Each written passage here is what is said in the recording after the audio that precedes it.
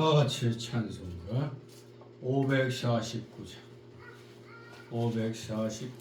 부르시면서 예배 부름에 한 목소리로 응답드립니다. 549장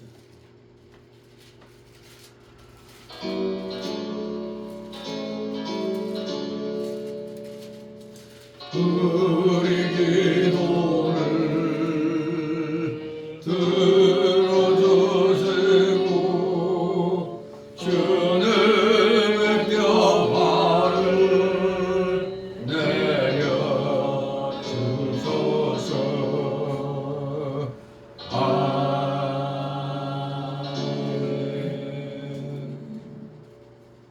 다같이 묵도드립니다.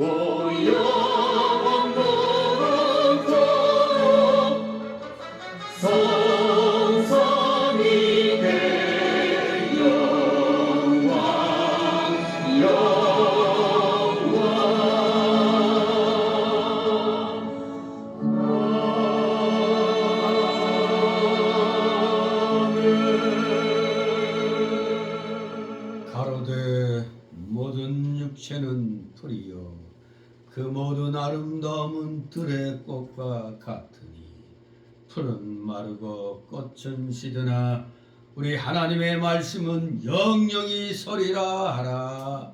아멘. 다같이 일어나셔서 찬송가 547장 하나님 앞에 올립니다. 547장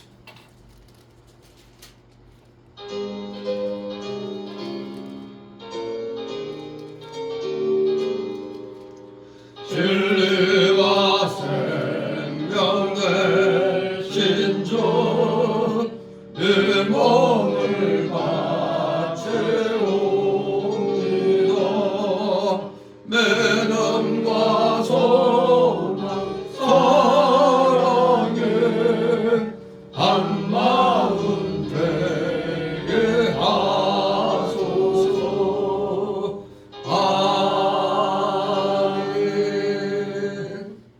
다같이 십계명 교독합니다.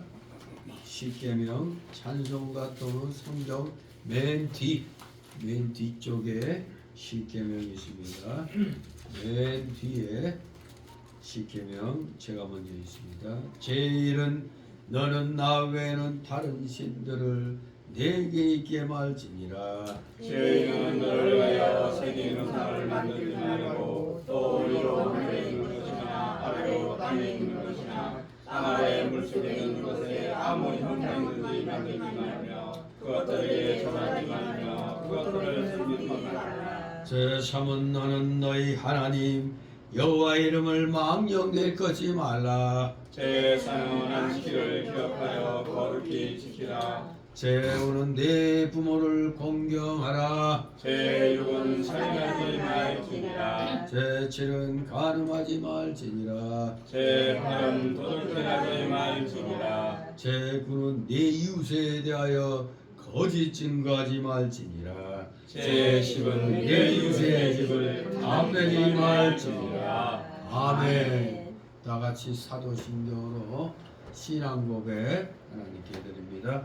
전능하사 천지를 만드신 하나님 아버지를 내가 믿사오며 그 외아들 우리 주 예수 그리스도를 믿사오니 이는 성령으로 잉태하사 동정녀 마리아에게 나시고 본디오 빌라도에게 고난을 받으사 십자가에 못 박혀 죽으시고 장사한 지 사흘 만에 죽은 자 가운데서 다시 살아나시며 하늘에 오르사 전능하신 하나님 우편에 앉아 계사 저리로서 산자와 죽은 자를 심판하러 오시리라. 성령을 믿사오며 거룩한 공예와 성도가 서로 교통하는 것과 죄를 사하여 주시는 것과 몸이 다시 사는 것과 영원히 사는 것을 믿사옵나이다. 아멘. 같이 찬송가 1장 하나님 앞에 올립니다. 찬송가 1장.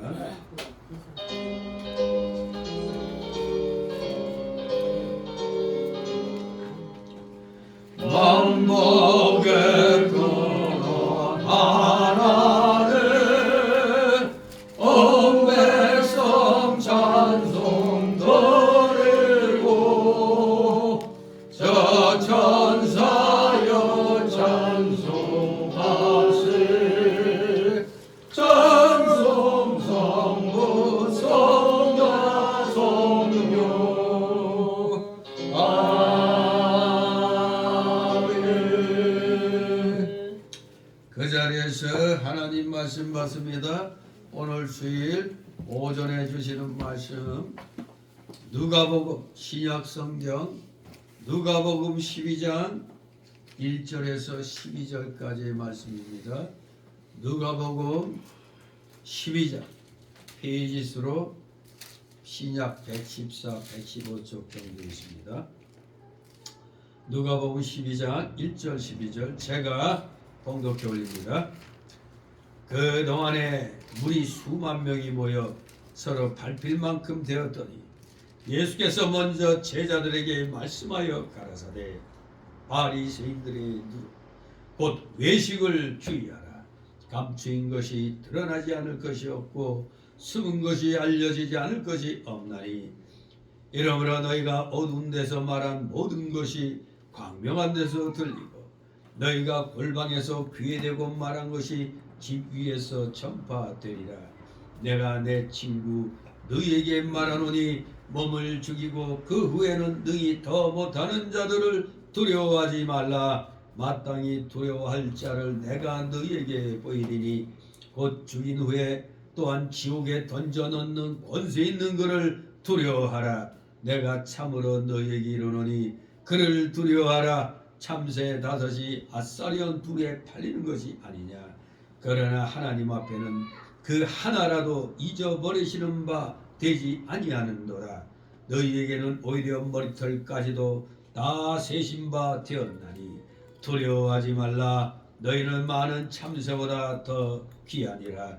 내가 또한 너희에게 말하노니 누구든지 사람 앞에서 나를 시인하면 인자도 하나님의 사자들 앞에서 저를 시인할 것이요 사람 앞에서 나를 부인하는 자는 하나님의 사자들 앞에서 부인함을 받으리라.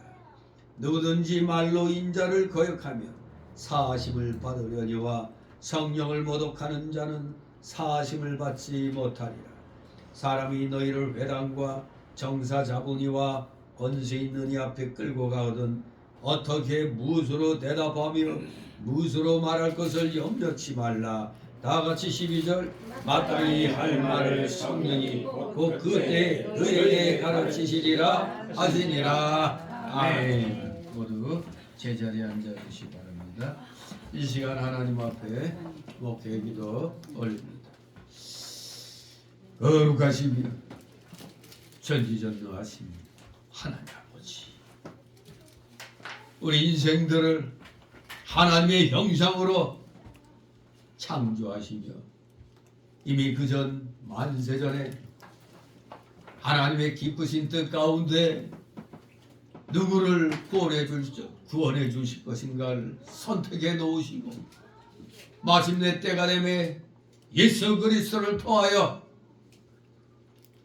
믿음으로 구원받게 하여 주셨사오니 진실로 영원전에 하나님의 대예정 가운데 모든 것이 이루어져 가고 있다는 것을 성경 말씀을 통하여 분명하고 명확하게 가르쳐 주시니 그 놀랍고도 크신 사랑과 은혜에 오늘도 원근각체에서 나온 사랑하시는 자녀들 한 사람 한 사람 기억하여 주시고 그들이 온전히 영과 온 마음으로 주님 앞에 온몸과 마음과 영을 기울여 귀한 찬송, 존귀, 감사, 영광 드리오니 주님 홀로 받으시옵소서. 감사드립니다. 저희가 무엇이간데 이처럼 사랑하여 주셔서 제2 되신 예수 그리스도께서 육신을 입고 이 땅에 오심으로 그 육신을 죽이심으로 우리를 이 영원 지옥 형벌로부터 구원해 주셨나이까. 우리의 지난달에 지었던 죄, 지금 짓고 있는 죄, 앞으로 지을 죄까지도 모두 다 십자가 위에서 대신 짊어지시고 모든 죄를 도말하여 주셨사오니 이 예수 그리스도를 우리가 믿음으로 말미암아 하나님 자녀 되게 해 주셨사오니 영원한 무궁 천국에서의 영생 복락을 누리게 해 주셨사오니 아버지 감사를 드립나이다. 우리의 삶의 목적은 하나님을 영화롭게 하고 하나님을 영원토록 즐거워하는 것이란 사실, 하나님께 영광 돌려드리는 그 삶이 우리의 온전한 삶이란 것을 늘 마음판에 새기면서 오늘 이 귀한 주일을 맞이하여 더욱더 하나님 앞에 바른 자세로 나아가기 위하여서는 이 생명의 말씀을 더욱더 많이 알고 많이 깨달아야 더욱더 합당한 하나님의 자녀로서의 삶을, 천국 백성으로서의 삶을 살게 되는 줄 믿습니다.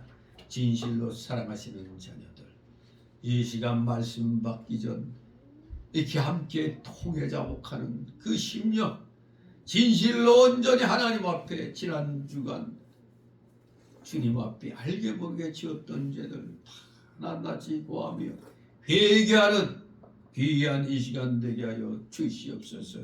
감사드립니다. 구원받은 저희들이 살아나갈 목적이 바로 하나님의 영광을 나타내는 삶이란 걸 분명히 알면서도 아직은 우리 육신은 불완전한 가운데 있기에 주님이 오시기 그 전까지는 우리 모두 최선을 다하여 이 육의 옛사람을 죽이는 그 훈련을 계속 해야 되겠기에 정말로 우리는 잠시도 게으름 피우면 아니 되는 줄 믿습니다. 늘 말씀 읽고 그 말씀 묵상하면서 말씀에 기록된 대로 지켜 우리 모두 행함으로 말미암아 우리의 믿음이 죽은 믿음이 아니라 살아있는 믿음이란 것을 날마다 우리는 주님 앞에 증명을 해야 되는 줄 믿습니다. 주님 앞에 증명하는 삶, 또 여러 사람들 앞에서 예수 믿고 구원받았다는 그 확신 있는 삶을 우리는 살아가야 되는 줄 믿습니다. 그런데 이 우리 속에 아직도 많이 남아있는 이 옛사람의 속성, 이 부패성과 완악성과 이 죄악성과 연약성이 자꾸 우리가 거룩해져가는 삶을 방해를 놓습니다. 우리 철저하게 이 옛사람의 속성과 싸워 우리는 반드시 승리를 쟁취해 나가면서 우리는 하나님의 말씀이 이 땅에서 이루어져 가는데 지극히 작은 것에서부터 충성을 다함으로 조금씩이라도 우리 이뤄나가는 자들 다 되게 하여 주시옵소서. 감사를 드립니다. 오늘날 하나님께서 허락하여 건국해 주신 이 대한민국이 상당히 이 기로에 지금 놓여 있습니다. 이 나라의 명운이, 자유 대한민국의 명운이 끊기느냐, 아니면 지옥 같은 마귀들이 설치는 이 공산주의의 그런 세상으로 바뀌는가 하는 것이 이제 6월 3일 날 대통령 탄핵으로 인한 이 조기 대선이 이 대한민국의 명운을 가르게 되는 줄 믿습니다. 그런데 이 모든 것이 결국에는 우리 기독교인들이 하나님이 허락하여 주신 그 많은 교회들이 재구실을 하지 못하여 마귀를 지지하는 자들 이렇게 자꾸 교회의 30-40%가 되어가는지 기가 막힙니다. 진정 구원받았다면 마귀 편에 서서는 아니라는 줄 압니다. 하나님 편에 서서 어떻게든지 하나님의 영광이 드러나는 그러한 이 사회, 그러한 나라가 되어야 되는데 지금 이 나라는 대형교회 목사들부터 어찌하여 자기들의 그 부귀영화만을 누리려고 하는 것인지, 교인들에게 똑바른 그 시대의 그 일들을 진리의 그 말씀으로 명확하게 가르치지 못하고 있습니다. 아니, 알면서 숨기는 것인지 참으로 안타까운 일이 이 땅에서 일어나고 있으니 이 나라의 명운은 점점 어두워져 가고 있나이다. 진실로 온 나라가 이미 70-80% 이상은, 거의 90% 가까이 알게 모르게 공산화되어 버리는 그런 과정 속에 이미 놓여 있어서 이 푸른 바다가 붉은 바다로 지금 변해가고 있다는 것, 인지하지 못하는 국민들이 이 땅에 아직 30-40%가 있다는 것이 안타깝습니다. 모든 것을 주장하고 변화시키는 것은 사실 소수가 하고 있습니다. 그 소수가 이 마귀 사상을 가진 자들이 됐는지, 또 다수의 이 우파 국민들 가운데 또 소수의 깨어있는 우파들에 의하여 나라의 명운이 유지가 됐는지, 그 소수가 바로 하나님 편에 서 있는 진정한 믿음의 자녀들, 우리 기독교인들, 목회자들이 되어야 되는 줄 믿습니다. 각 지역마다 많은 교회들이 있는데 어떻게 교회들이 천하태평인지 모르겠나이다. 지금 점점 위험 신호가 지금 감지되고 있는데도 왜 이렇게 천하태평으로 살아가는지 안타깝습니다. 하지만 하나님은 반드시 진리편에 서신다고 하셨사오니, 그 진리편에 서는 자가 소수일지라도 그 소수편에 주님께서 계시오니 우리 확신을 가지고 이 나라를 하나님께서 지켜주시리라 굳건히 믿고, 굳게 믿고, 우리부터 말씀에 온전히 충성하며 행동으로 우리의 믿음을 드러내므로 이 땅이 소금으로 빛으로서의 사명을 잘 감당하는 우리 기독자들로 인하여 절대 마귀 세력이 이 땅을 차지하지 못하도록 아버지께서 불과 같은 눈동자로 지켜보아여 주시옵소서. 감사드립니다. 그렇게 믿고 의지하며 오늘도 열심을 다하여 사랑하시는 자녀들 예배를 드리오니, 예배를 바로 드릴 때 여기에 하나님의 놀라우신 사랑과 은혜가 이 땅에 차고 넘치게 될 줄 믿습니다. 가장 중요한 것이 말씀 중심으로 바른 예배 드리는 것, 이것이 이 나라를 살리는 길이란 걸 알고 오늘 전국의 모든 교회들이 정신 똑바로 차려서 진리 안에서 온전한 예배, 하나님이 기뻐하시는 예배 잘 드리게 하여 주시옵소서. 감사드립니다. 여러 가지 사연을 가지고 나온 우리 사랑하시는 자녀들, 그 마음판에 그 자기의 그 소원들을 새기면서 하나님 앞에 완벽하게 다 드러내게 하옵소서. 그리하여 다 맡김으로 말미암아 하나님으로부터 응답의 열쇠를 받아 한 주간 승리하는 우리 사랑하시는 자녀들 다 되게 하여 주시옵소서. 특별히 오늘 오후 시간에는 여성 여부가 헌신 예배로 드리려고 하오니 우리 성교회 여성 여부 기억하여 주시고 그 모든 계획들이 하나님이 기뻐하시는 뜻대로 다 되어지게 하옵소서. 감사드립니다. 피곤한 중에 나왔사오니 초롱마귀 다 내쫓아 주시고 각종 잡녀의 마귀 세력들 틈 못하게 하여 주시옵소서. 부족한 자의 입술과 영을 주건주장하여 주시옵소서. 마치는 시간까지 오직 주님께서만이 영광 홀로 받으시옵소서.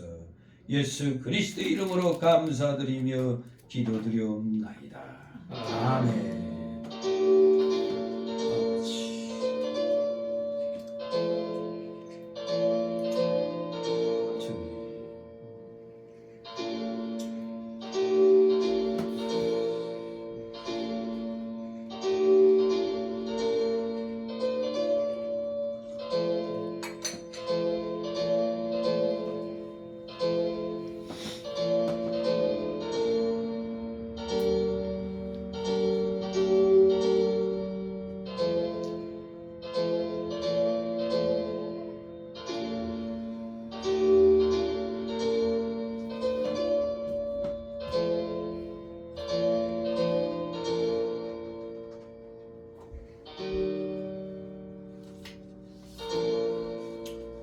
찬송가 340장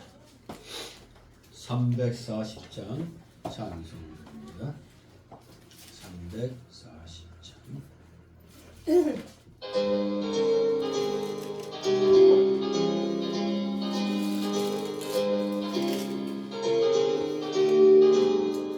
구주 예수를 제함이 신에게 보내세 허락하심 받았으니 의심 아주 없도다. 예수 믿는 것은 받은 증거 많도다.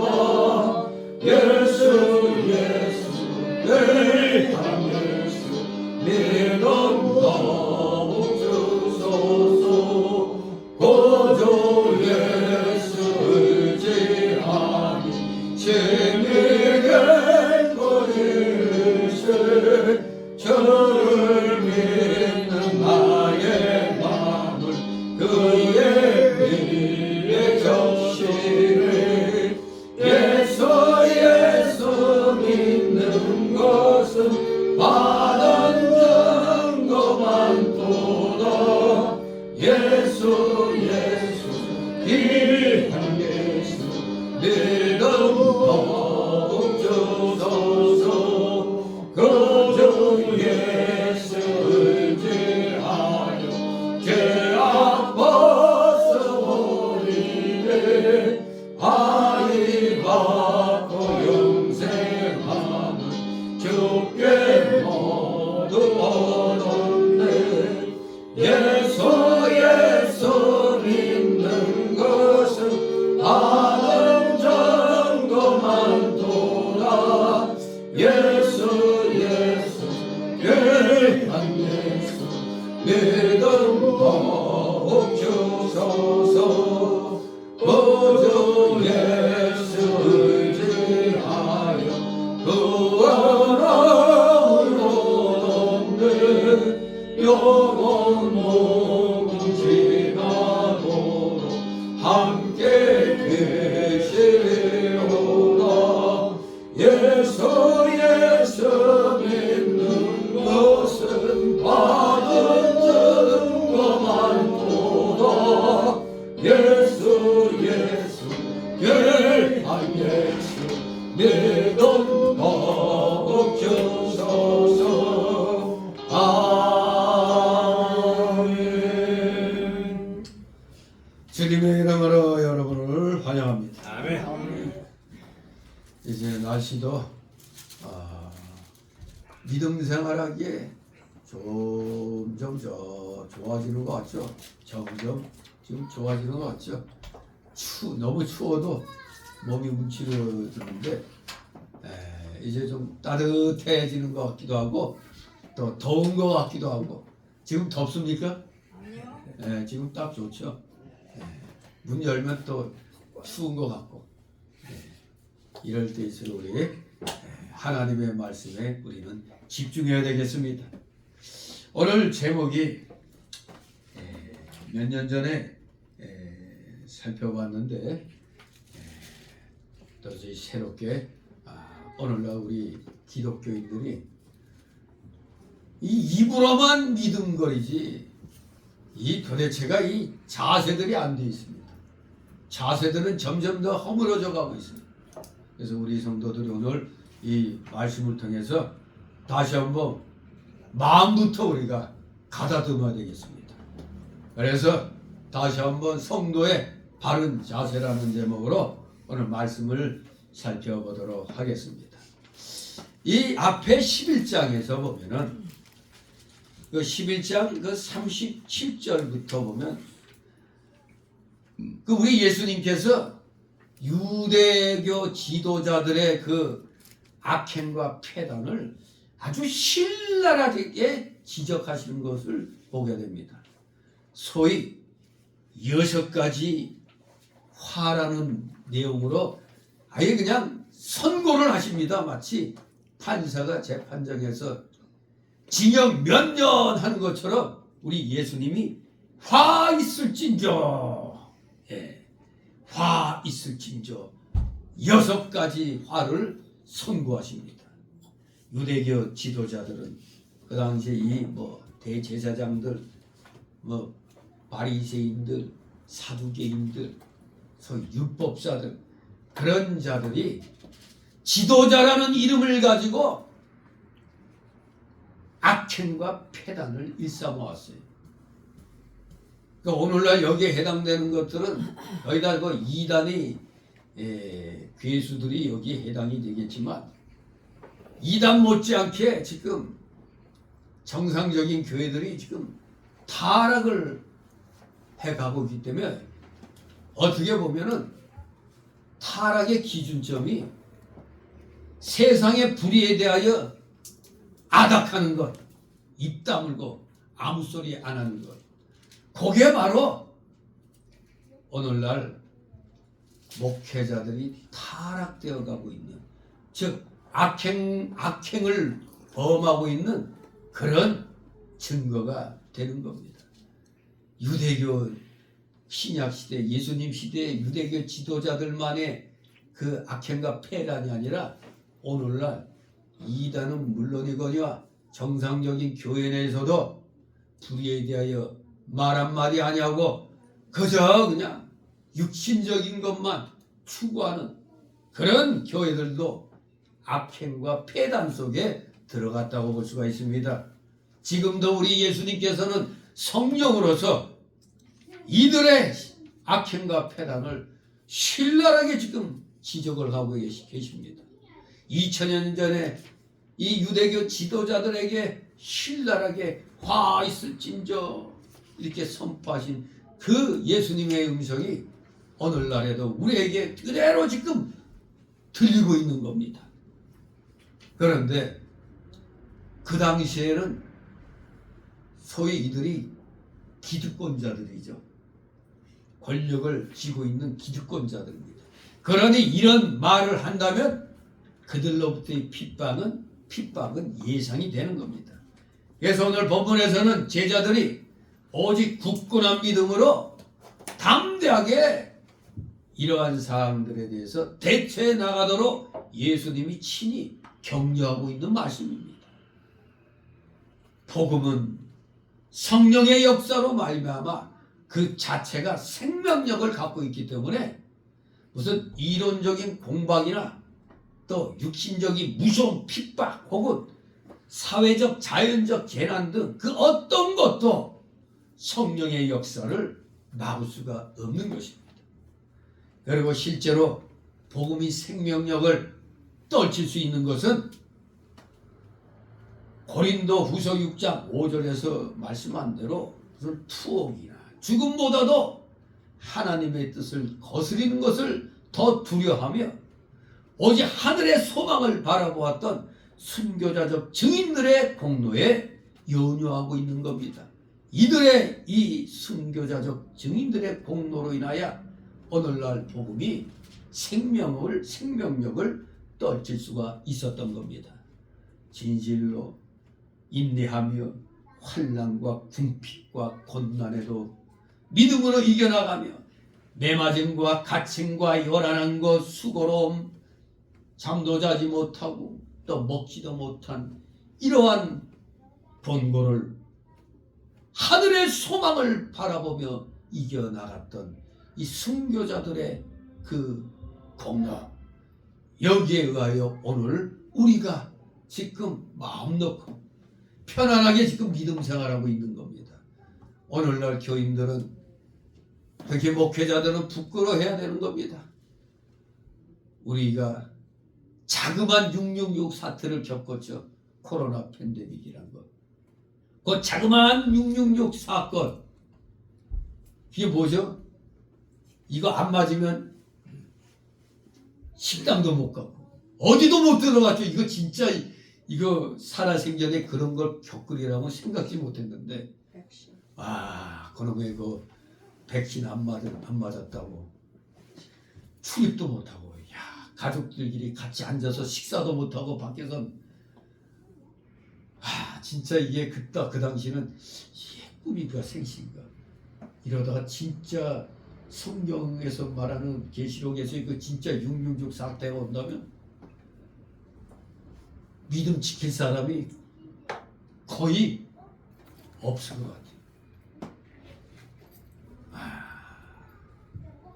우리는 그런 조그만 핍박도 그냥 견디지 못해갖고 좀 불이익을 받는 것도 견디지 못해서 그냥 항복하고 나갔는데, 근데 지금 보니까 제 말이 맞은 거예요. 국가가 백신 맞으러 한 게 맞은 거예요. 제 말이 맞은 거예요. 그래서 지금 미국에서도 이 백신을 갖다 저 강제로 저거 하게 한 그 배우들을 지금 조사하고 있어요. 도요 지금 시청 앞에 한번 나가보세요. 지하철 타고 한번 거기에 여전히 지금도 백신 맞고 죽은 자들, 그들의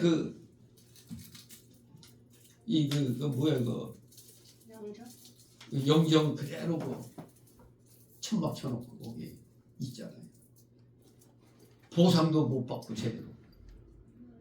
기가 막힌 일입니다. 멀쩡하던 애들이 그냥 백신 맞고 죽어버려요. 그야말로 마루타. 그 죽은 사람들은 아마 거의 다 마루타였을 거예요. 백신도 A, B, C, D 이렇게 해가지고 어떤 사람은 맹물같이 어떤 건 조금 타고 어떤 건 왕창 타고. 그러니까 멀쩡하던 전두환 대통령도 백신 맞고 그냥 갔잖아요. 그래서 이거 일부러 그걸로 살인한 거 아니냐는 그런 말까지 들리고 있었지. 아무튼 결코 드러난 건 안 맞아도 강제할 필요가 없는 걸 강제했다는 것이 드러나고 있는 겁니다. 정말 부끄러운 일입니다. 교회들부터가 다 항복해가지고 그 바글바글대던 대형교회 교인들이 다 나오지도 않고 스태프들만 20명가량 나와서 뭐 온라인 예배니 줌 예배니 다 그랬죠. 유튜브로 예배드리고.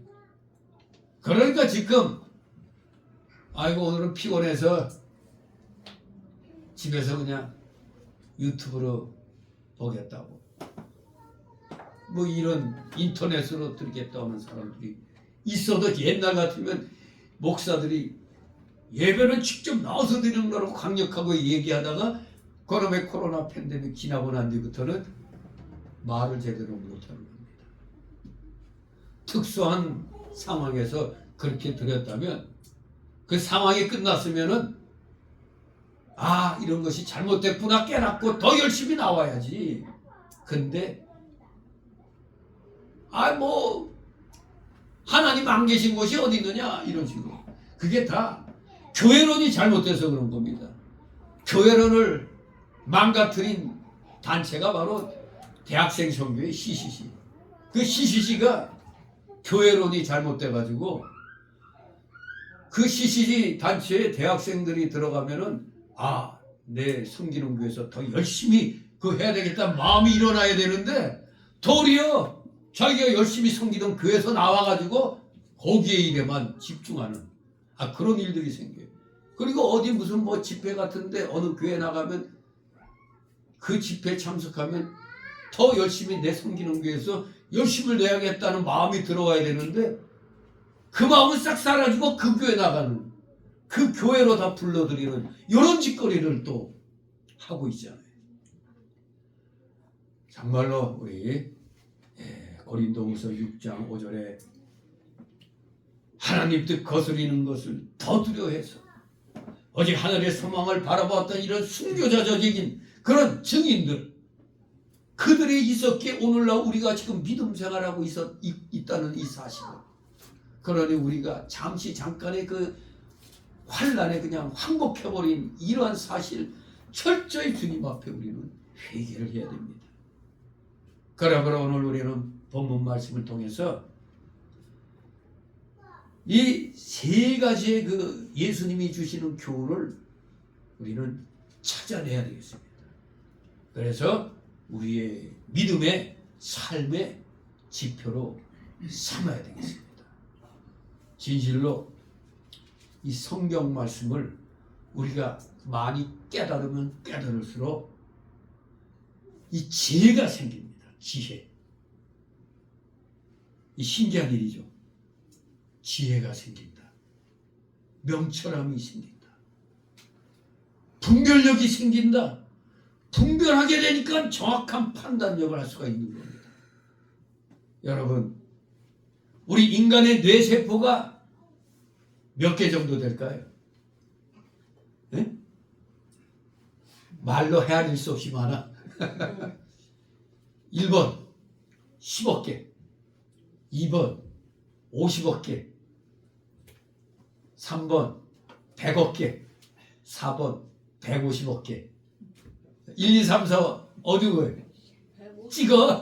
150억 개. 자, 150억 개 찬성하는 사람. 네.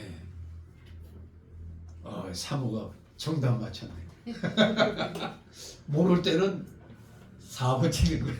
조금 많이 먹으니까. 많은 거. 네. 150억 개라고 해요. 우리 인간의 뇌세포가. 근데 이 뇌세포가 태어나면서 바로 형성되는 게 아니라 3살까지 70% 이상이 형성된대요. 150개 가운데 70억 개. 그건 70%. 7호 30억. 그러니까 100억 개 정도가 3살 때 되면은 생긴다는 거예요.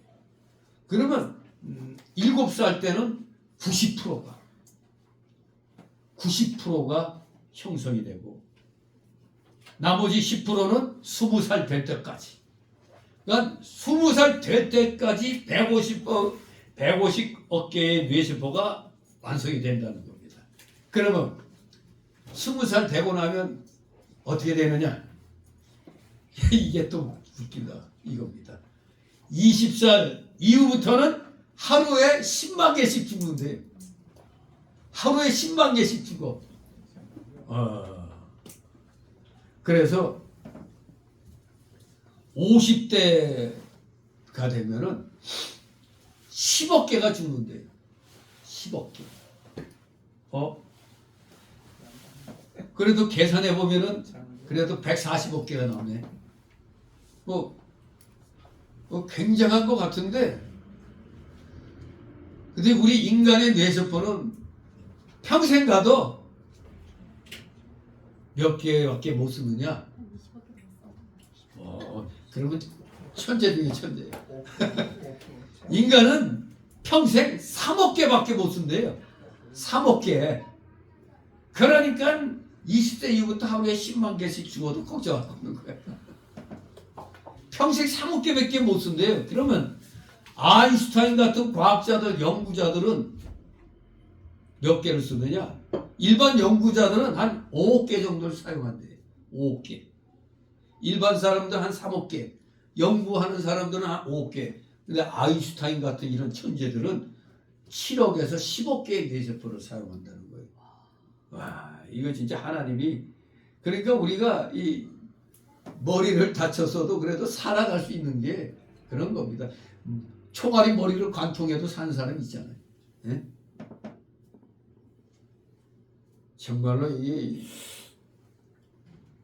그때 IS 이것들이 그때 중동에서 완전히 그냥 뭐 테러를 일으키고 할 때 사람들 잡아다가 쫙 이렇게 끌어안치고 나서 앞에서 쌀라 하더니 뒤에서 그냥 모조리 다 이제 다 뒤통수에다 다 그냥 그대로 총살하는 거 누가 그때 동영상에 올려서 봤는데, 진짜 두 번 다시 보고 싶지가 않더라고요. 정말 이 깨끗하게 그냥 딱 쏘면은 깨끗하게 죽겠는데, 그야말로 이놈들 그냥 뒤에서 그냥 빵빵빵빵 쏴대니까 골수가 터져 나가는 게 진짜 비참하더라고요. 근데 머리에 총 맞고도 산 사람이 있다는 사실은 또 기가 막힌 거죠. 정말로 우리가 이 세상 살면서 150억 개의 그 뇌세포 중에 10억 개를 만약 내가 사용할 수 있다면 천재 중에 천재가 되는 겁니다. 그런데 여러분들이 지금 그냥 이 상태로 그냥 살면 3억 개도 채 못 써요. 근데 이 점점 이 뇌세포를 갖다 더 사용할 수 있게 되는 것. 우리가 흔히 이런 말 하죠. 머리는 쓰면 쓸수록 좋아진다고 그러죠. 쓰면 쓸수록 좋아진다고. 쓰면 쓸수록 좋아지는 최고의 방법이 뭘까요? 어떤 사람 저기 TV에 나온 거 보니까 치매 걸렸었다는데 치매 증세가 있었다는데 이걸 갖다 없애려고 서울 시내 그 지하철역을 갖다 역명을 갖다 아이 달달달달 외우는 사람 봤죠. 진짜 하나도 안 틀리고 그걸 하는 걸 봤는데 그 지하철역 외운다고 뭐 영양가 있는 일이 생길까요? 물론 그걸 외움으로 인해서 더 이상 이게 나빠지지 않는다는 건 좋은데 진짜 머리가 더 좋아질 수 있는 방법은 성경 말씀 읽는 겁니다. 성경 말씀 읽는 게 최고 좋은 머리가 좋아지는 방법인 겁니다. 이건 제가 증인이에요. 저 자신부터가 군대 갔다 와서 대학교 들어가서 그리고 이 고등학생들 이 과외 공부 시킬 때 이제 예수 믿고 이제 하니까 내가 감탄한 거예요. 내가 학교 다니면서 뭐 정통 수학이니 뭐 공통 수학이니 수학 1, 2 뭐 이런 거 이렇게 두꺼운 이 수학책들 그 문제 잘 못 풀었는데 이상하게 예수 믿고 나서 이 애를 가르치는데 그 수학책에도 이 풀이가 중간에 생략된 게 막 나오거든요. 그냥 막 건너뛰어서 이렇게. 근데 그 생략된 것까지 제가 뽑아내면서 풀이가 되더라고요. 하나님이 예수 믿고 말씀을 조금씩 깨닫게 되니까 지혜가 생겨. 그리고 뭐든지 보면 감동이 돼. 뭐야? 이거 원리만 알면 할 수 있다. 이런 마음이 생겨요. 하나님이 그런 지혜를 주세요. 그리고 세상이 보입니다. 성경 말씀을 알면 알수록. 그러므로 여러분들 이 예수 믿고 구원받고 그래서 믿음 생활하게 되는 거 이거 여러분들 복입니다. 열심히 나와서 성경 같이 읽고 기도하고 또 봉사하면은 치매가 예방이 되는 겁니다. 근데 그냥 읽지도 않고 그냥 있으면은 퇴화돼 버려. 안 쓰면 퇴화됩니다. 자꾸 움직여야 돼요. 활동을 해야 돼요. 그리고 자꾸 읽어야 돼요. 그럼 굳이 영양가 없는 그 지하철 역명 외우는 것보다 성경 말씀 읽으면 지혜가 생긴단 말이에요. 지혜가 이게 기가 막힌 겁니다. 그러면 여러분의 뇌가 3억 개밖에 못 쓰는 게 아니라 3억 개 이상을 우리가 쓰게 되면 치매도 예방이 되는 겁니다. 오늘 아주 기가 막힌 거 여러분에게 말씀드리는 겁니다. 뭐 치매 예방법, 뭐 좋은 음식, 뭐 좋은 뭐 그런 거 있어도 오늘 이 성경 말씀 열심히 읽고 열심히 기도하고 열심히 예배드리고 열심히 행동에 옮기면 치매 걸릴 틈이 없는 겁니다. 진실로 여러분들에게 오늘 제가 천재가 되는 그 비법을 가르쳐 주셨으니까 오늘 필히 감동하시기 바랍니다.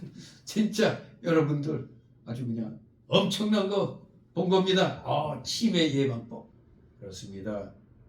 진실로 아인슈타인 같은 천재는 7억 개에서 10억 개를 사용했다고 그러는데 우리는 그렇게 못하더라도 3억 개 이상은 넘어가야 될 거 아닙니까? 열심히 오늘부터라도 최선을 다하여 예배드리고 최선을 다하여 기도하고 최선을 다하여 성경 읽고 최선을 다하여 봉사하려고 하는 그런 자세들을 갖추시기 바랍니다. 자, 그래서 오늘 본문이 주시는 우리 예수님이 말씀하시는 첫 번째 그 교훈은 바로 1절 3절을 통해서 성도는 외식을 조심해야 한다. 성도는 외식을 조심해야 한다는 것입니다. 우리 같이 1절 있습니다. 그동안에 우리 수만 명이 모여 서로 밟힐 만큼 되었더니 예수께서 먼저 제자들에게 말씀하여 가라사대 바리새인들이 누룩고 외식을 주의하라. 아멘.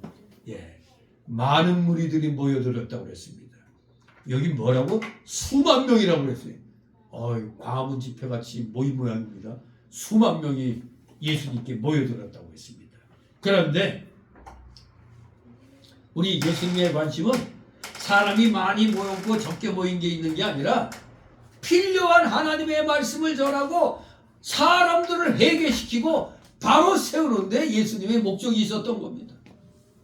11장에서 기록된 대로 바리새인들과 서기관들의 외식에 대해서 책망하셨으므로 그는 제자들에게 이 바리새인의 외식을 주의하라는 교훈을 하실 필요가 있었던 겁니다. 외식이란 밖에 나가서 사 먹는 게 아니고 겉과 속이 다른 걸 말합니다. 겉과 속이 다른 것. 또 졸다가 이 얘기 듣고 있으면 밖에 나가서 오늘 목사님이 밖에서 식사하면 안 된다고 그랬는데 또 외식을 또 그렇게 알아들으면 안 됩니다.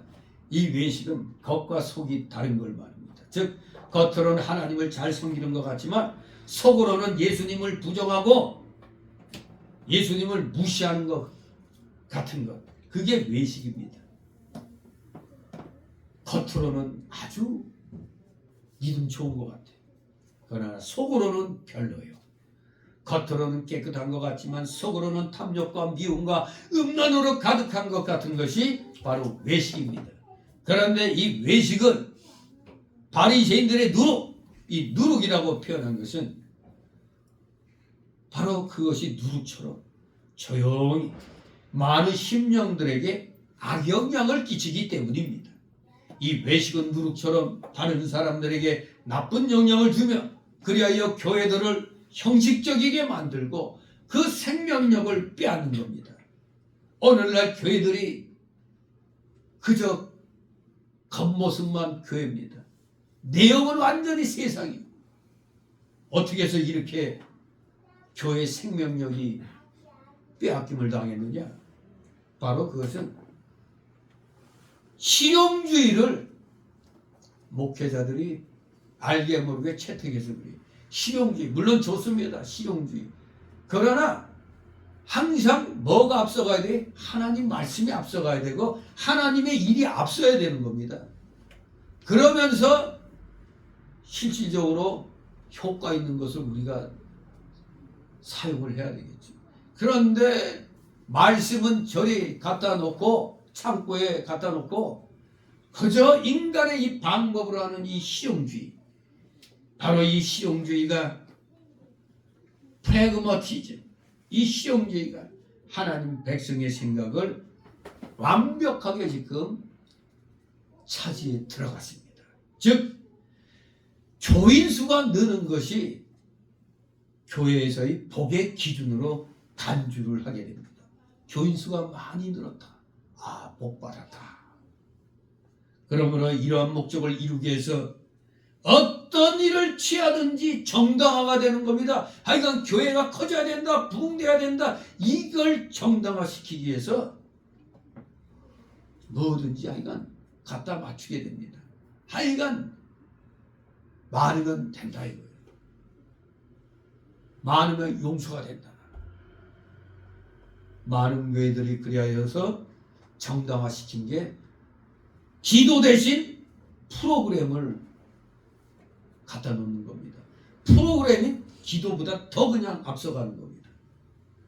그리고 사람들로 능력을 오락으로 참된 예배를 프로그램으로 기도, 사람들 수가 많은 걸 능력받았다 하고, 또 오락으로 참된 예배를 대신하는 겁니다. 오락 사람들이 좋아하잖아요. 오락으로 이벤트를 막 합니다. 여러분 생각지 않다가 여러분 발 밑에 그 보물찾기 표를 뒀다고 하면서 꺼내보라고 이제 하면은 아무 생각 없이 있다가 왜 또 번호를 잘 잡으면 또 무슨 또 상 받는다고 하면 기분 좋잖아요. 그냥 얼떨결에 딱 했는데 그것이 딱 오늘의 행운은 몇 번 딱 하면은 괜히 또 기분이 좋잖아요. 이 오락으로 이벤트로 참된 예배를 대신해 버립니다. 또 그러므로 번영함으로 교회 순수성을, 조직체적인 일체를 가지고 더럽혀지지 않은 복음에 대한 충성을 대치하는 이런 일들이 오늘날 교회들에서 아무렇지도 않게 양심의 꺼리낌도 없이 이루어지고 있습니다. 왜? 그 결과는 교인 수가 늘어난다 이겁니다. 사람 수가 많아진다 이겁니다.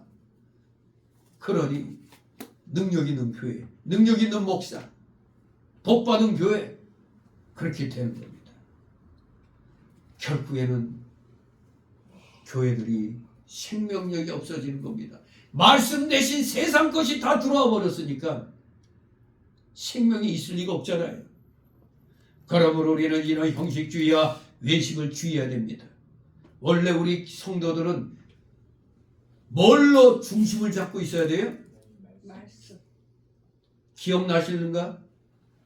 건전한 우리 기독자들은 각자 세 가지 기둥을 붙들고 있어야 된다고 그랬어요. 세 가지 기둥. 첫째 기둥은 바로 예수 중심 기둥. 두 번째 중심은 성경 중심 기둥, 즉 말씀 중심 기둥. 세 번째는 교회 중심 기둥. 바로 건전한 기독교인들은 이 세 기둥을 굳건히 잡고 있어야 돼요. 예수님, 성경 말씀, 그리고 교회. 이 세 가지를 중심으로 잡고 있어야 형식과 외식에 빠지지 않게 되는 겁니다. 2절 3절 있습니다. 감추인 것이 드러나지 않을 것이 없고 숨은 것이 알려지지 않을 것이 없나니 이러므로 너희가 어두운 데서 말한 모든 것이 광명한 데서 들리고 너희가 골방에서 귀에 대고 말한 것이 집 위에서 전파되리라. 아멘. 이제 우리 주님께서는 다른 경우에 제자들이, 말씀을 배운 제자들이 이렇게 예수님께 사적으로 배운 이 진리들을 많은 사람들 앞에서 공적으로 전파라는 뜻으로 2절 3절의 말씀을 하신 겁니다. 숨은 것이 알려지지 않은 것이 없다. 어두운 데서 말하는 모든 것이 다 광명한 데서 들리고 골방에서 귀대고 말한 게 지위에서 전파된다. 한마디로 많은 사람들 앞에서 공적으로 선포하라는 겁니다. 공적으로 선포하라. 그런 뜻으로 이 2절 3절 같은 표현을 사용하셨습니다. 이것이 마태 10장 26, 27절에서도 사용하신 표현입니다. 그런데 여기서는 바리새인들의 감추인 악들이 다 드러날 것이란 뜻으로 말씀하신 것이라 할 수 있습니다. 겉으로는 경건한 체하고 말이에요. 경문만 찾고 크게 이마방에다 크게 이렇게 그냥 만들어서 쓰고 말이에요. 나 거룩한 사람이야. 그냥 뭐 기도할 시간이 되면은 집에서 나오지 말아야 되는데 일부러 밖에 나왔다가 하는 기도 시간 되면 그 자리에서 거적대기 깔고 그냥 경건한 척 기도하고 하는 이런 것들. 그런 자들의 감추인 악들이 다 드러날 거란 뜻으로 2절 3절에 말씀을 하신 겁니다. 감추인 악들은 드러나지 않을 것이 없고 숨은 것들이 알려지지 않을 것이 없습니다. 바리새인들의 악들, 곧 탐심과 미움과 음란 등은 다 드러나고 말 것입니다. 영적, 육적 그런 음란 등이 다 드러난다는 겁니다. 이 세상에 은밀한 것이란 없습니다. 우리가 속담에 요새 사람들 속담 공부도 잘 안 할 거예요. 남말은 새가 듣고 반말은 쥐가 듣는다는 거. 그런데 이게 진짜 지금 이루어지고 있죠. 저 찐맹이 저것이 성남시장 할 때 다 그 삭제했던 그 디스켓 그것이 지금 포렌식을 거쳐갖고 그때 그 같이 일했던 사람 중에 그 이제 팽당했던 사람 그 사람이 그거 다 찾아가지고 포렌식을 거의 70, 80분 했다고 그래요. 아이고. 거기서 지금 국힘당이 이제 그거 보고 이제 형사고발하니 어쩌니 막 그러는데 아니 뭐가 거기에 안 좋은 그 죄악들이 잔뜩 있으니까 다 싹 삭제해버린 건데 그걸 다시 다 살려버렸다 이겁니다.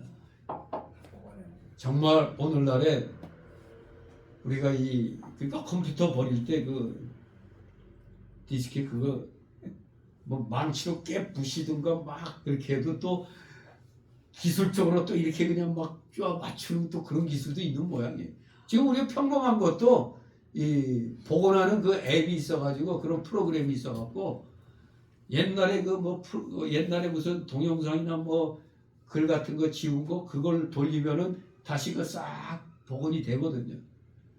정말로 지웠다고 안심할 게 아닌 겁니다. 감추인 것들이 지금 찐맹이 저것은 지금 저건 정말에 만약에 그럴 일은 없지만 된다고 해도 저거 진짜 문제예요. 문제가 너무 심각해요. 다시 대선을 또 해야 되는 거예요. 저 인간이 지금 지가 마치 대통령 된 것처럼 대한민국을 완전히 뽀개는 걸 서슴없이 얘기해요. 여러분 진짜 기가 막힙니다. 대통령도 안 된 것이 이제는 자신감이 붙었는지 해서는 안 될 말까지 막 짓거려대고 있어요. 그놈들이 하는 내동 공약 하나같이 보면은 대한민국 알거지 만드는 공약이야. 기가 막힙니다. 그런데도 일반일보 외치는 놈들 보면 저 손가락도 다 분질러 버려야 돼 저것들. 대한민국 거지 만드는 거예요. 만약 저놈들이 집권하면 삼성부터 날아갈 겁니다 아마. 우리나라 대기업들 나만 하는 거 없을 거예요 아마. 거의 베네수엘라 보면 알 수가 있거든요. 우리는 현실적으로 이 지금 어둠이 밀려오고 있는데 저 악한 놈들이 숨겨놨던 것들이 지금 빨리 대선 전에 다 드러나야 돼요. 대선 전에 다 드러나갖고 와 이런 범죄자들이었구나. 역적 집단입니다. 저거 더블당은 역적 집단이에요. 역적들입니다. 반역 집단입니다. 반역자들에 의해 장악된 당입니다. 그 전에까지 저렇게까지 안 됐어요. 지금 이낙연이가 하는 말 들어보세요. 그야말로 저것들이 정권 잡으면 안 되는 나라 개판된다고. 나라가 아니에요. 이제는 은밀한 것들이 지금 드러나고 있습니다. 그러니까 우리 속히 빨리 대선 전에 저 악한 것도 숨겨진 저 악한 행위들이 다 드러나야 되는 겁니다. 그렇기 때문에 우리 정상적인 사람들은 감추인 악들을 다 버리고 즉 철저히 하나님 앞에 회개하면서 정정당당하게 살아야 합니다. 예를 들어 우리는 은밀하게 남을 비난하여 형제의 명예를 손상시키지 말고 밝은 데로 나와 정정당당하게 충고하는 것이 옳은 방법입니다. 우리 사람들 보면은 뒷담화 좋아하는 사람들이 있죠. 뒷담화 하지 말고 그냥 하고 싶은 말 있으면 그 사람 앞에서 당신 그거 안 좋아 이런 말을 바로 해야 돼. 요번에 그 대기청 모임과 동로에 교육접에 가서 이제 식사 시간에 우리 그 노 회장님하고 우리 대표 회장님 앞에 같이 앉았었는데 그날따라 나도 그 대표 회장이 설교할 때 이 양반 이 쓸데없는 사족이 이렇게 긴가 하고 염려가 했는데 갑자기 뒤에서 시끌벅적 시끌해가지고 뭐 이따위로 설교는 막 무슨 소리 막 들리는 거예요. 내가 또 기도회 한다고 해서 동네 사람들이 왔다가 승질내고 강분가 했더니 동로에 어느 여자 목사가 들어와서 듣다가 에이 뭐 진짜 이 설교가 어딨냐고 하면서 그래서 나가버렸다는 거예요.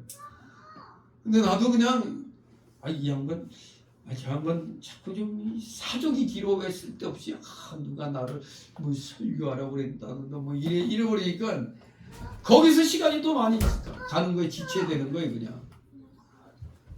아무튼 그래갖고 좀 그거 했는데 이선 목사가 딱 식사 끝나고 나서 먼저 내가 이 노회장도 이제 머리가 많이 빠진데 대신 이 양반이 수업을 들려서 머리털보다 수업이 더 많습니다 그랬는데 이선 목사가 그때 딱 뒤집고 들어와가지고 공적인 자리에서는 이 수염을 다 깎아야 된다고.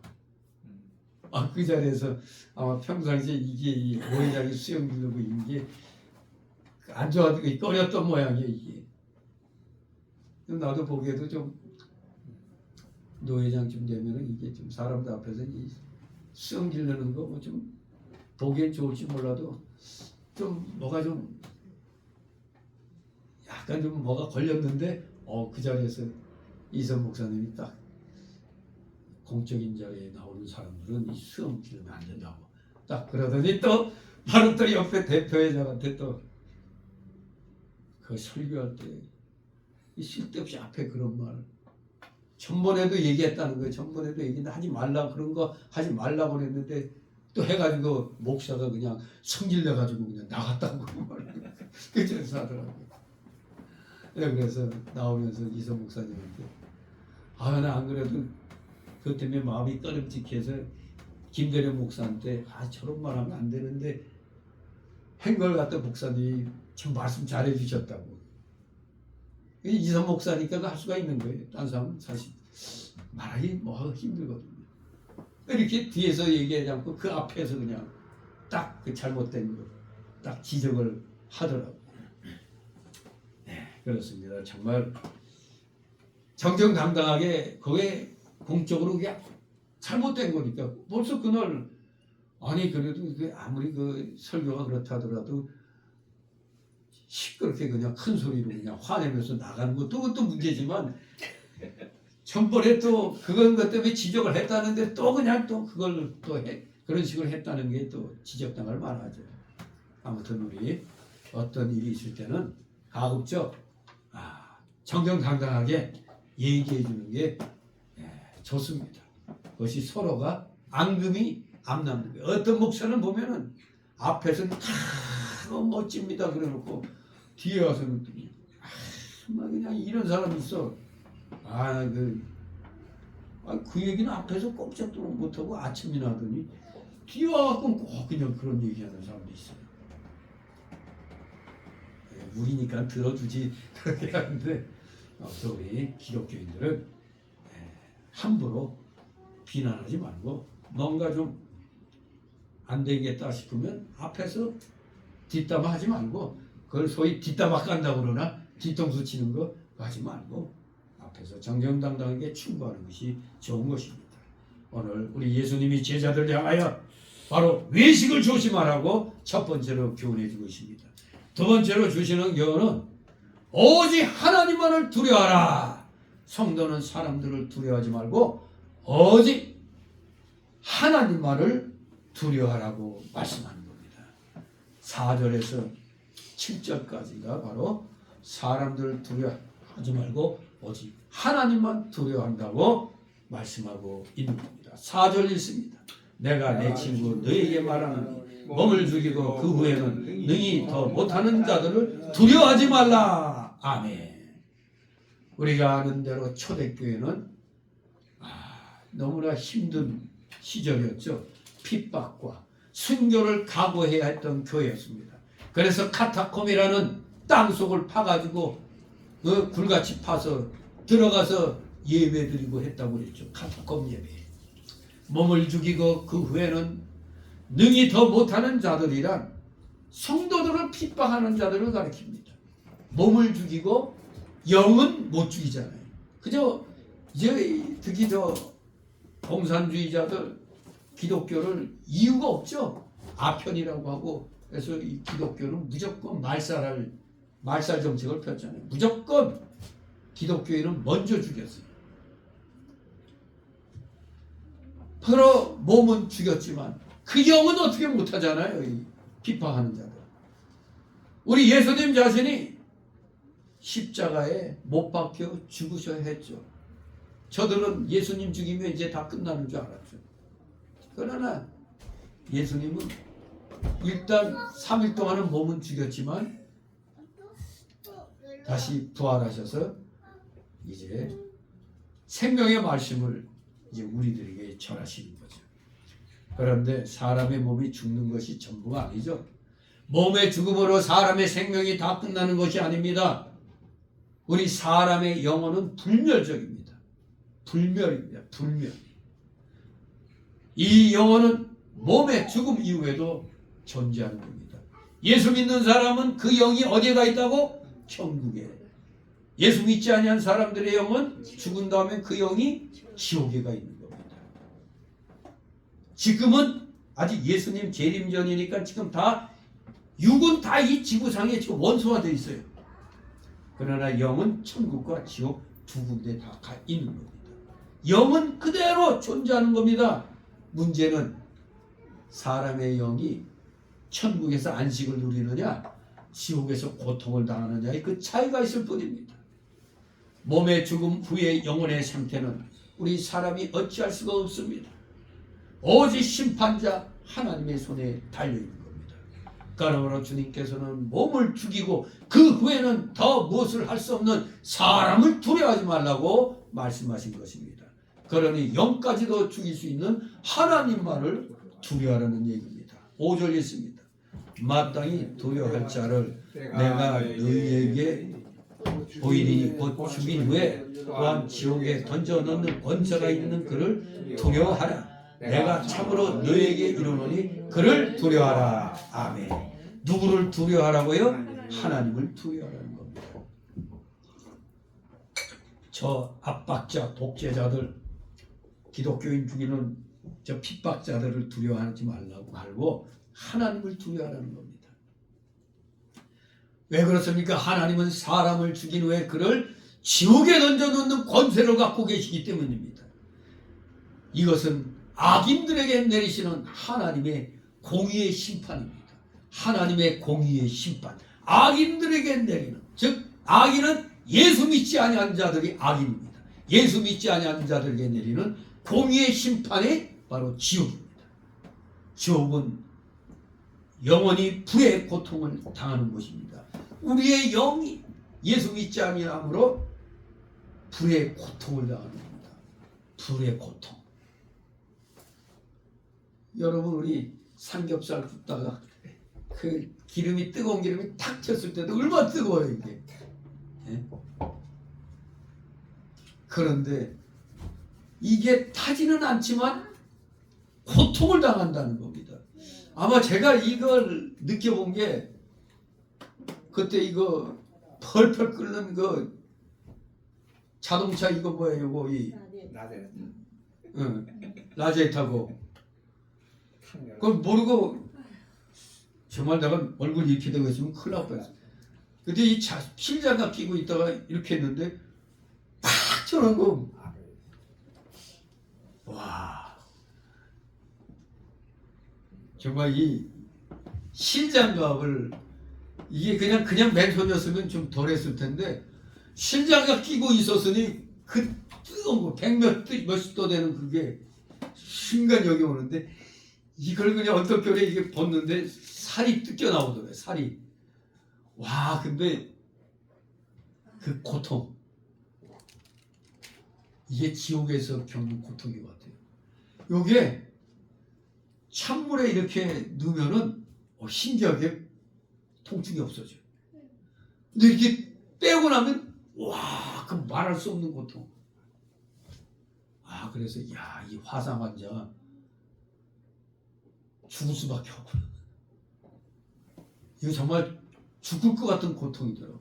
이 더구나 또 가만 보면 이 손이 제일 예민한 데잖아 이게. 그래서 지금 생각해보면 지옥에서의 그 불의 고통이 그런 고통 같아. 이런 고통이 계속되는 거예요 이거 진짜. 아, 끔찍한 겁니다. 우리 예수님께서는 누가복음 16장에서 부자와 나사로의 이야기에서 지옥에 던지운 부자가 불 가운데서 고통을 당하고 있었다고 말씀했습니다. 불 가운데 고통을 당하고 있다. 그러니 그런 무한 지옥에 비한다면 우리 몸의 죽음의 슬픔은 아무것도 아닌 겁니다. 그러므로 주님께서는 단지 사람의 몸을 죽일 수 있는 사람들을 두려워하지 말고 그 영혼을 지옥에 던질 수 있는 하나님을 두려워해야 한다고 말씀하시는 겁니다. 지옥의 교리. 지옥의 교리는 이처럼 하나님께서 사람을 지옥에 던져 넣으시는 권세가 있다고 말씀하셨습니다. 예수님은 다른 곳에서도 지옥에 대해서 분명하게 확실하게 말씀했습니다. 지옥, 분명히 예수님이 장소로서의 지옥을 가르쳐 주셨습니다.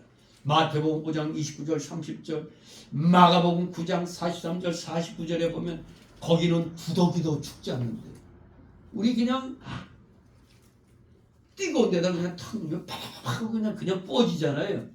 근데 죽지도 않고 불도 꺼지지 아니하느니라. 사람마다 불러서 솜치듯함을 당한다. 아 뜨거 아 뜨거 아 뜨거 이 의관입니다. 아 뜨거 아 뜨거 아 뜨거. 그게 지옥의 고통인 겁니다. 그런데 오늘날에는 교회들이 타락하다 보니까 이 지옥의 실체에 대해서 부인을 합니다. 특히 천주교 로마 가톨릭 교황 요한 바오로 2세가 직접 말한 게 있습니다. 지옥은 내 스스로가 부과한 것이라고 해요. 스스로가 부과한 게 지옥이래. 에이? 하나님이 만세전에 만들어 놓은 곳을 갖다 우리 인간이 스스로 부과한 거라고 해요. 이 교황 요한 바오로 2세는 지옥이란 우리가 실제 있는 이 현실의 실제라는 거예요. 아니 무슨 현실이 무슨 지옥? 현실이 무슨 지옥? 아 무슨 마음의 고통, 괴로움 당하고 환난 당하는 거 그걸 지옥이라고 얘기하는 겁니다.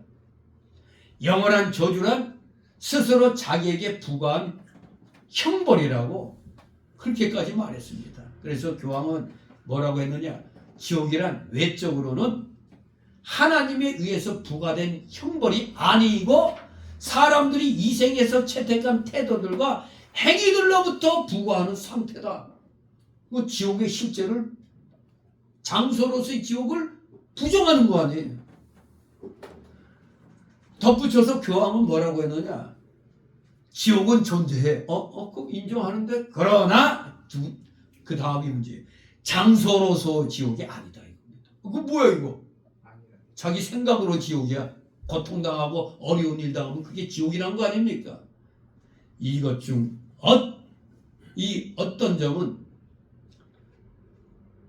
그 유명한 부흥사 빌리 그레함의 견해와 비슷해 보여요. 이 교황의 한 말이. 빌리 그레함 유명한 복음주의자. 그 부흥사 아닙니까? 이 빌리 그레함도 이 요한 바오로 2세와 비슷한 말. 장소로서의 지옥을 부인하는 말을 했단 말입니다. 그러나 우리 성경은 지옥이 꺼지지 않는 영원한 불과 고통의 두려운 장소며 하나님께서 그것을 그의 구원과 그의 아들에 의해서 준비된 은혜와 긍휼의 제공을 거절하는 자들을 위한 형벌로 부과하신다고 가르치는 겁니다. 진실로 지옥은 장소로서의 지옥입니다. 유명한 사람이 이거는 우리의 심적 고통 당하고 있는 환난 이런 게 지옥이야. 이게 현실의 지옥이에요. 그 우리가 지옥을 비유할 때 현실의 고통은 지옥과 같아. 조금 전에 제가 이 손 대었을 때 그 고통이 이 지옥에서 겪는 고통과 같다 이런 게 그런 걸 현실에서 그냥 지옥이라고 얘기하지 이게 진짜 지옥에서 그런 고통 당한다는 게 아니에요. 왜? 진짜 그런 지옥은 장소가 없다 이거지. 그러니까 결코 지옥을 인정하는 거예요? 부인하는 거예요? 부인하는 거죠. 그렇습니다. 지옥은 공의 하나님께서 악인들에게 최종적으로 내리시는 공의로운 형벌입니다. 우리 사람들은 평안을 좋아하고 두려움을 싫어합니다. 그래서 맨날 달콤한 이야기를 좋아하죠. 귀에 듣기 좋은 말을 좋아하는 겁니다. 그래서 오늘날 지옥이 빠진 설교, 지옥이 빠진 기도, 즉 십자가가 빠진 설교와 십자가가 빠진 기도를 많이 합니다. 결코 도덕적, 윤리적 설교가 주가 되는 겁니다. 교리적 설교는 지옥 천국이 나올 수밖에 없잖아요. 그런데 사람들이 좋은 말만 좋아하잖아요. 평안을 좋아하잖아요. 두려운 말, 아이 머리 아프게 스트레스 받게 왜 또 그런 말 이러잖아요.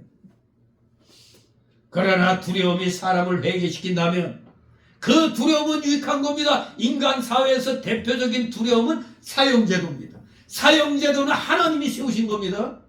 사람이 만든 게 아니에요. 하나님이 성경 말씀 구약 때부터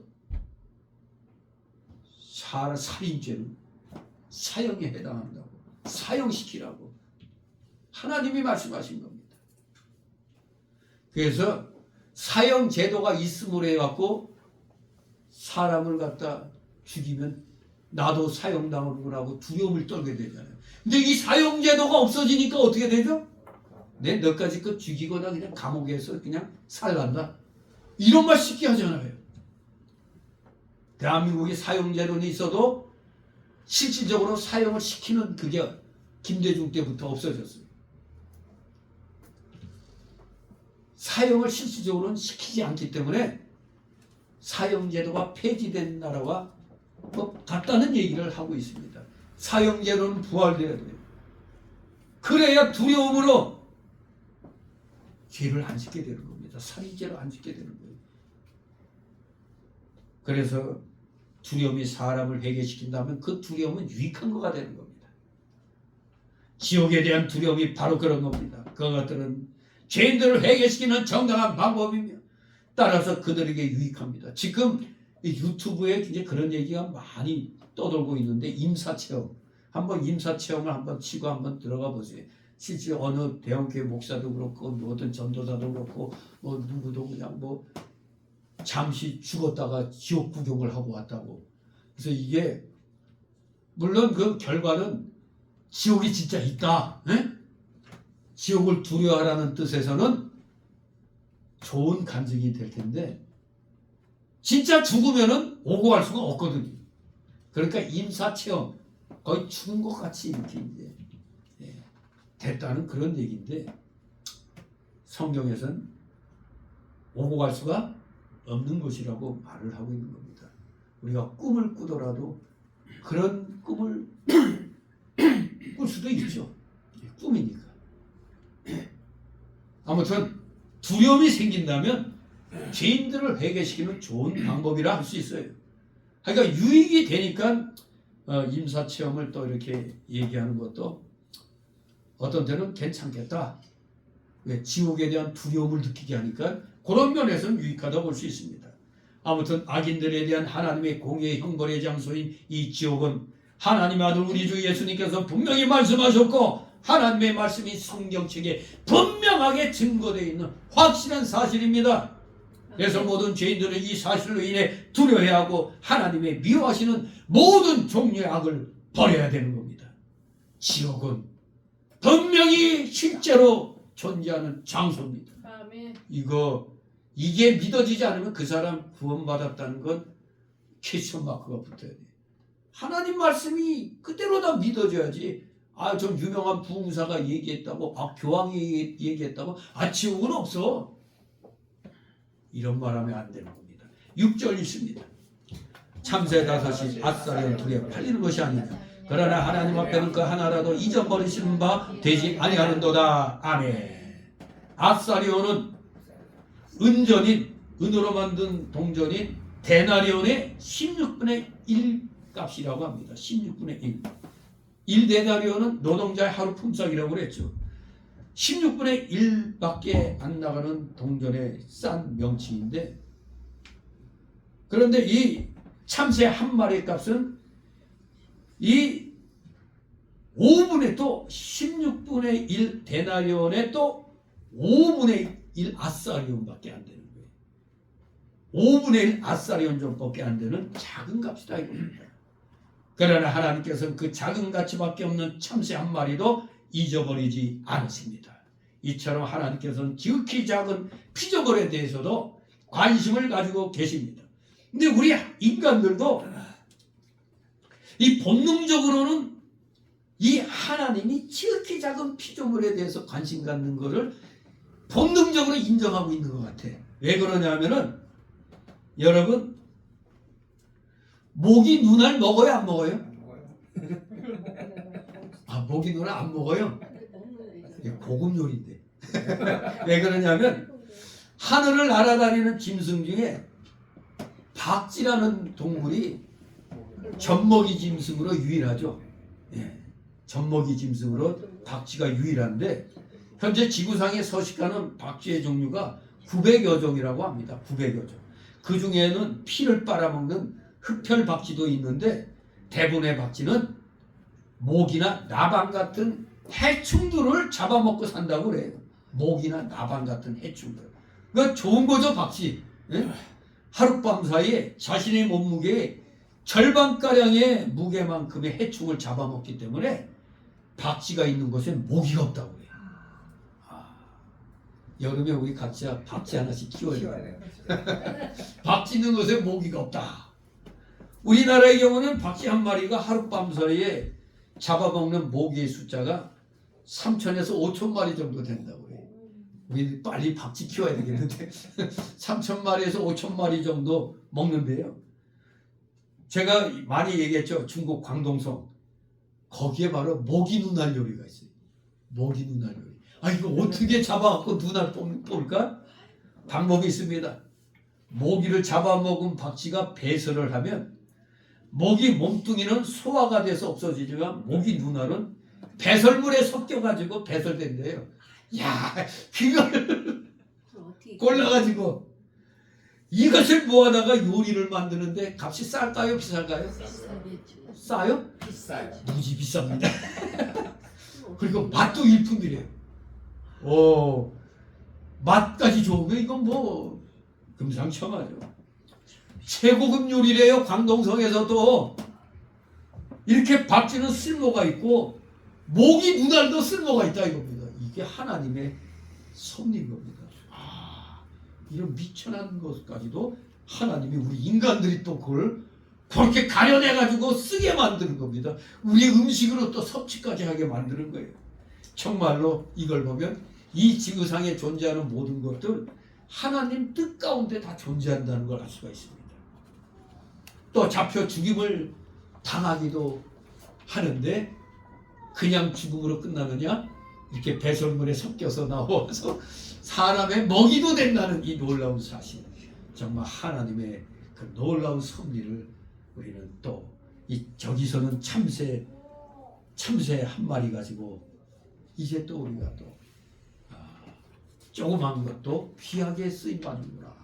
귀한 또 가치가 있다는 걸 또 참새를 통해서 또 박쥐와 모기 눈알을 통해서도 깨닫게 되는 겁니다. 7절 있습니다. 너에게는 오히려 머리털까지도 다 세신바 되었나니 두려워하지 말라. 너희는 많은 참새보다 귀하니라. 아멘. 원문에 보면은 그러나 그렇게 돼 있어요. 그러나 너에게는 오히려라기보다 심지어 머리털까지도 그렇게 돼 있어요. 하찮은 미물까지도 신경을 쓰시는데 하나님의 형상으로 만든 사람이야 말할 것이 없지 않겠습니까? 머리털까지도 뭐라고요? 세신바가 되었다 이겁니다. 어느 뭐로 보나 제가 여러분보다 하나님 앞에는 효자네요. 예? 하나님이 여러분 머리털 세려면 시간 걸리잖아. 저는 그냥 시간 안 걸리네. 이렇게 우리 하나님은 세심하신 분입니다. 전통 사본에는 세심바 되었나니라는 말 다음에 그러므로 두려워하지 말라 이게 되어 있습니다. 하나님께서는 참새 한 마리도 잊지 아니하시거든 하물며 친히 택하신 우리 성도들을 어찌 귀히 여기지 아니하시겠습니까? 하나님께서는 우리를 많은 참새보다 귀히 여기시고 우리의 머리털까지도 다 세시는 그런 하나님이십니다. 하나님께서 우리를 이렇게 하시고 잊지 아니하시고 귀히 여기시니 우리는 사람들의 핍박을 두려워할 필요가 없고 우리의 장래를 염려할 것이 없는 겁니다. 하나님의 말씀대로 살려고 하는 소수가 이 대한민국에 분명하게 있다면 이 나라는 안전한 것입니다. 비록 잠시 어지럽죠. 지금 잠시 어지럽습니다. 그러나 우리가 믿음을 바로 지킨다면 우리 때문에 이 나라는 하나님이 지켜주시는 겁니다. 하나님이 지켜주신다는 신호탄이 미군 사령관의 입으로부터 나왔어요. 왜? 대통령 후보 중에 김문수를 지지하는 발언이 미 국방부에서도 그리고 미 사령관 통해서도 미국에서도 얘기하더니 하와이 와서도 저 야당 쟤네들 안 돼. 김문수 지지에 그런 말을 사령관이 했어요. 사령관이 그 말을 했다. 미 국방부에서도 같은 생각이라는 얘기죠. 그러니 우리가 끝까지 믿음 안에서 하나님 편에서 두려워서 싸운다면 이 나라는 하나님이 지켜주실 것이다. 그러니까 절대 우파가 분열만 안 하면 100% 이기게 돼 있어요. 왜? 6대 4이기 때문에. 항상 6대 4예요. 6이 우파입니다. 근데 이 6이 찢어지니까 지는 겁니다. 김대중제도 찢어져서 졌어요. 쓸데없이 이인재 기어쳐 나와가지고 표 갉아먹는 거라. 아무튼 우리의 장래는 하나님이 책임져 주십니다. 마지막 세 번째 주시는 경우는 사람들 앞에서 예수 그리스도를 시인해야 한다는 겁니다. 성도는 사람들 앞에서 주 예수 그리스도를 시인해야 된다. 8절 12절 먼저 8절 9절 있습니다. 내가 또한 너에게 말하노니 누구든지 사람 앞에서 나를 시인하며 인자도 하나님의 사자들 앞에서 저를 시인할 것이요 사람 앞에서 나를 부인하는 자는 하나님의 사자들 앞에서 부인함을 받으리라. 아멘. 사람 앞에서 주님을 시인한다는 이 말씀은 이 세상에서 특히 예수님을 거부하고 핍박하고 죽이려는 이 세상 속에서 그를 인정하고 증거하는 것을 의미합니다. 그것은 어디에서나 어떤 상황 속에서나 필요하고 가능한 일입니다. 인자가 하나님의 사자들 즉 천사들 앞에서 저를 시인한다는 이 말씀은 현재 천국에서 혹은 마지막 날 하나님의 심판대 앞에서 저를 안다고 인정하실 것을 의미하는 겁니다. 마태복음에는 10장 32절 34절 보면 하나님의 천사들 앞에서라는 말 대신에 내 아버지 앞에서 이렇게 표현되어 있습니다. 내 아버지 앞에서 우리를 시인한다는 겁니다. 우리의 신앙 고백은 마음속으로 하는 것일 뿐만 아니라 이렇게 사람들 앞에서도 공적으로 하는 겁니다. 로마서 10장 9절 10절 보면 네가 만일 네 입으로 예수를 주로 시인하며 또 하나님께서 그를 죽은 자 가운데서 살리신 것을 네 마음에 믿으면 구원을 얻으리니 사람이 마음으로 믿어 의에 이르고 입으로 시인하여 구원에 이르느니라. 어디에 있다고? 로마서 10장 9절 10절 말씀입니다.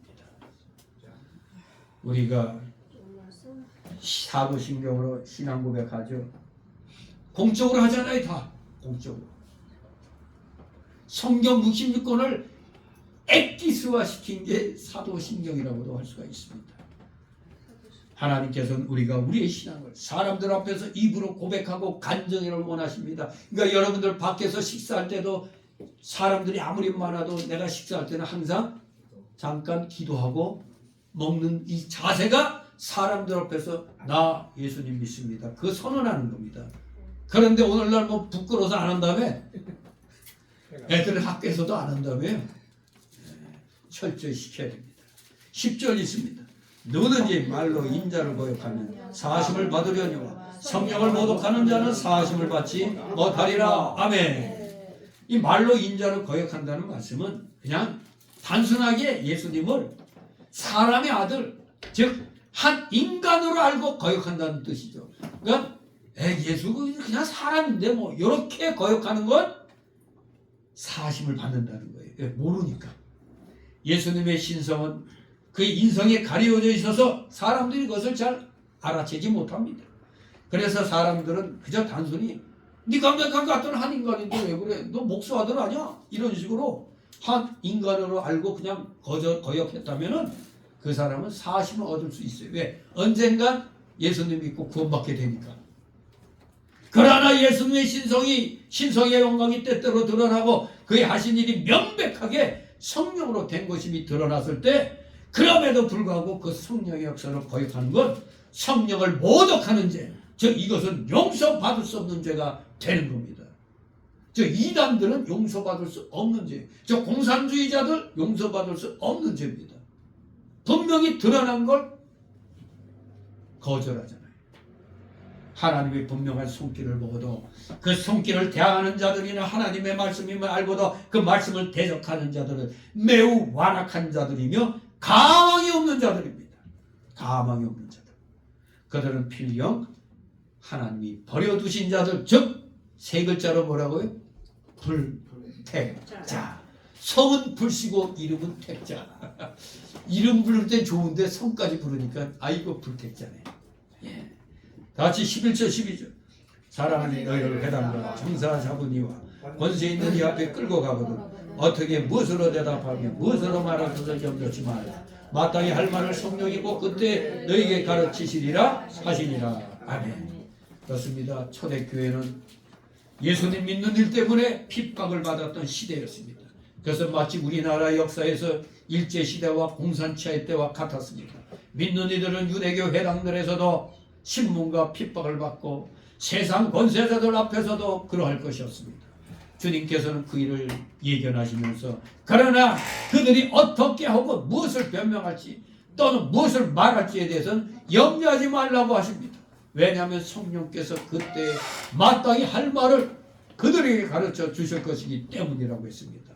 이거 참 중요한 말입니다. 내가 잔뜩 준비하고 갔어도 갑자기 그냥 머리가 하얗게 될 때가 있어요. 기억이 안 날 때가 있어요. 싹 잊어버릴 때가 있어요. 머리가 하얗게 될 때가 있어요. 그리고 또 저 같은 경우는 어디 이제 그 집회 어디 그 예배 그 무슨 초청 돼가지고 나보고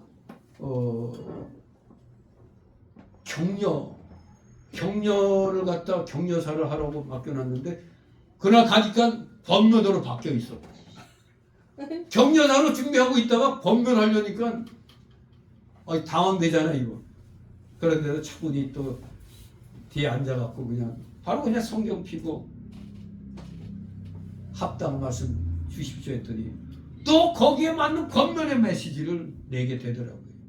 그러니까 두려워할 필요 없다 이겁니다. 왜? 마땅히 할 말을 성령께서 가르쳐 주시니까. 하나님께서는 성도들에게 하는 이런 심리의 경우들을 통해서 무지한 종교가들에게 그리고 세상의 위정자들에게 예수 그리스도의 복음이 증거되기를 원하셨던 겁니다. 그러니 염려하지 마시기 바랍니다. 오늘 결론적으로 종합해 봅니다. 오늘 1절 12절까지 말씀에서 발견된 세 교훈들을 다시 정리해 보면 첫째, 성도는 뭐를 조심하라? 외식을 조심해야 된다 그랬습니다. 즉 외식은 속과 겉이 다른 걸 말합니다. 즉 한마디로 진실과 반대되는 겁니다. 이런 외식은 누룩과 같아서 다른 이들에게 악영향을 미칩니다. 교회 안에 이러한 외식자들이 활기를 친다면 그런 교회는 심히 어지러울 수밖에 없을 것입니다. 바울은 베드로라 할지라도 외식할 때 그를 면전에서 책망한 사건이 갈라디아 2장 11절 이하에 기록되어 있죠. 아니 할례 받지 않은 이방인들하고는 절대 식사도 하면 안 되고 같이 있어도 안 된다고 그 유대인들은 얘기하는데 예수 믿는데 그게 무슨 소용이냐고 같이 베드로가 식사하다가 바울이 온다니까 잽싸게 또 아닌 척 또 그렇게 했잖아요. 아닌 척 했다 이겁니다. 외식하면 이방인들하고 먹는 게 어때서 예수 믿는 사람들은 상관없는 거예요. 그런데 베드로가 수사도라고 하면서도 그런 실수를 저질렀던 겁니다.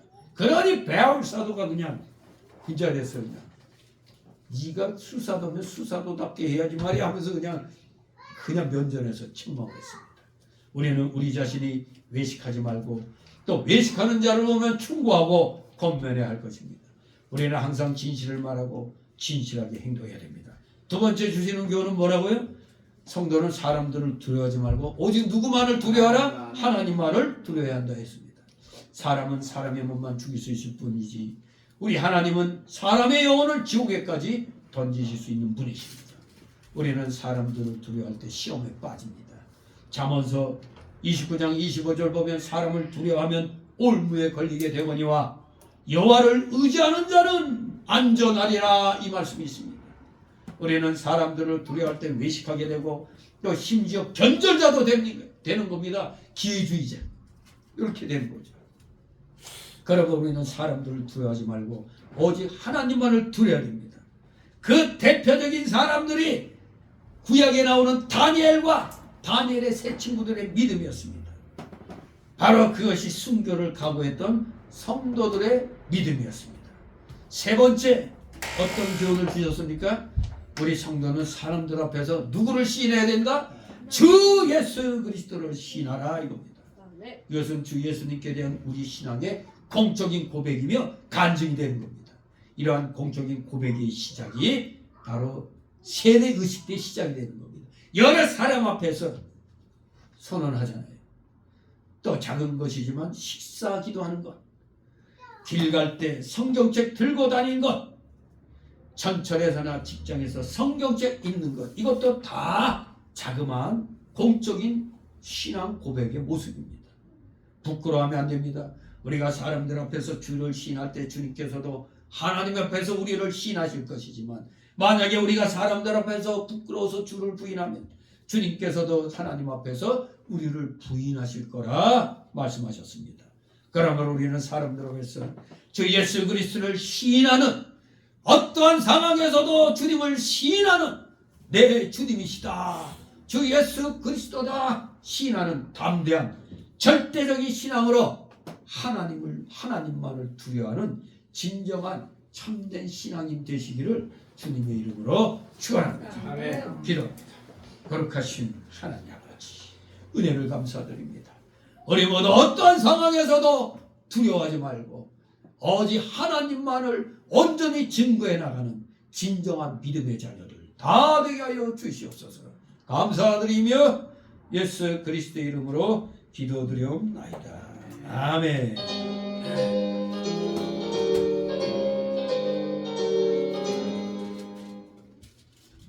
찬송가 515장 515장 찬송가입니다.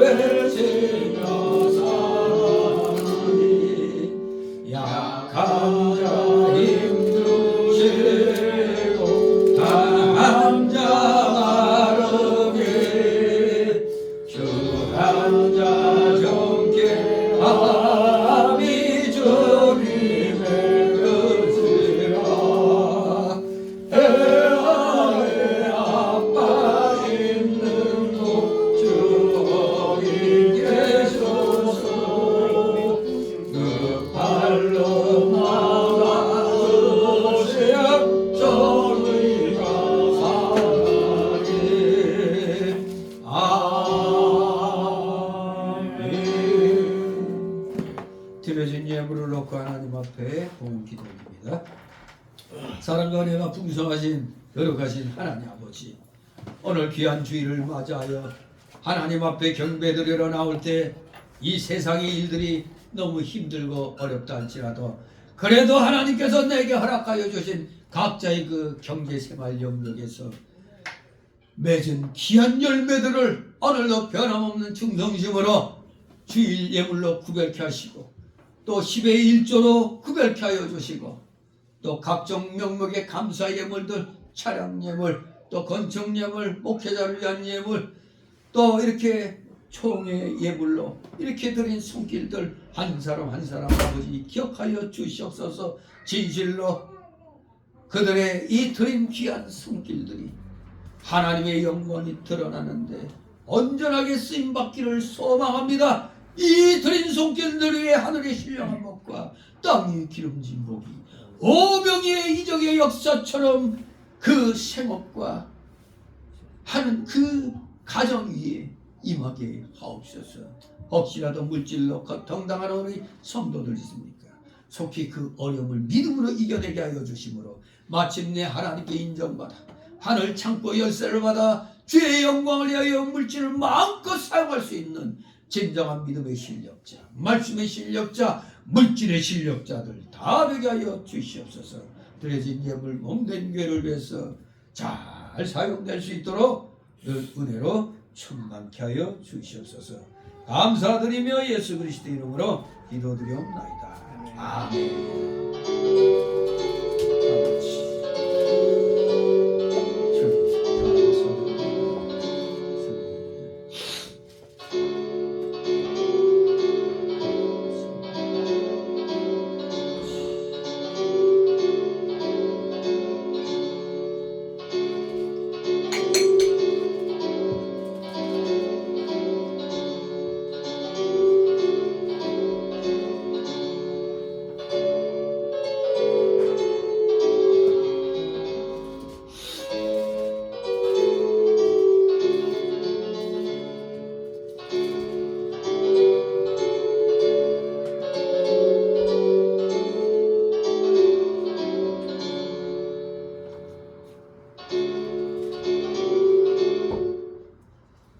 네, 이 시간은 새신자 소개 시간인데 등록된 카드 없습니다. 서로들 가볍게 옆 사람하고 인사들 나누시기 바랍니다.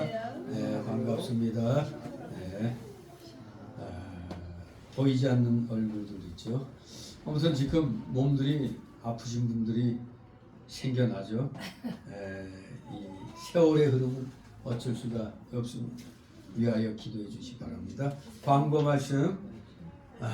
벌써 세 번째 주일이 되는데 오늘 작년에는 4월 달에 여성교 헌신대회가 있었는데 오늘 오후 시간엔 오후 예배는 여성교부 헌신예배로 드립니다.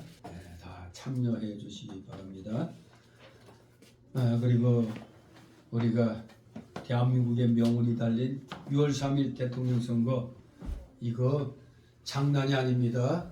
여러분이 진정 살기를 원한다면 하나님 편에 서 있는 사람을 찍으셔야 됩니다. 가짜 믿음을 가지고 교회 다니는 사람이 아니라 진짜 하나님을 두려워할 줄 아는 사람, 바로 우파에 하나님 우편에 있는 사람, 그것을 여러분들이 구분할 줄 알아야 됩니다. 진실로 이제 여러분의 그 도장 찍는 거에 따라서 여러분의 후손의 미래가 베네수엘라로 가느냐 자유 대한민국으로 남느냐에 이렇게 달려있는 겁니다. 굉장히 중요한 겁니다. 단순하게 생각하면 안 됩니다. 심각한 겁니다. 우리 기독자들은 끝까지 기도로 대한민국을 하나님이 지켜주시기를 기도해야 되겠습니다. 우리 다 같이 일어나셔서 62장 찬송하신 후 축도로 마칩니다. 62장.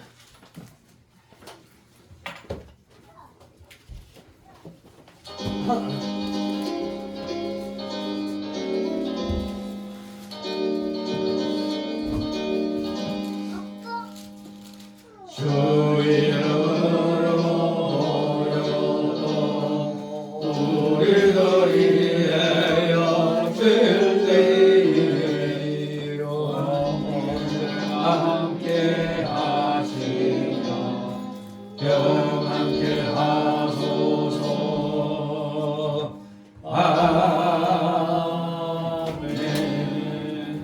영원한 지옥 사망 형벌로부터 영생복락의 무궁천국으로 우리를 보내해 주신 우리 구주 예수 그리스도의 크신 은혜와 하나님 아버지의 극진하신 사랑하심과 성령님의 감동 감화교통 충만 내주 역사하심 여기 머리 숙인 모든 머리들 머리 위에와 각 가정 위에 하는 생업 위에 이 나라 이 민족 위에 이 나라 모든 올바른 교회들 위에 이제부터 영원토록 함께 있을지어다.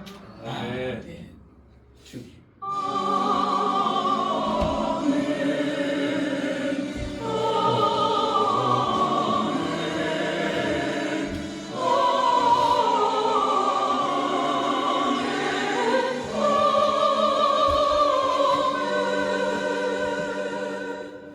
네, 수고를 하셨습니다. 점심 식사 후에 뵙겠습니다.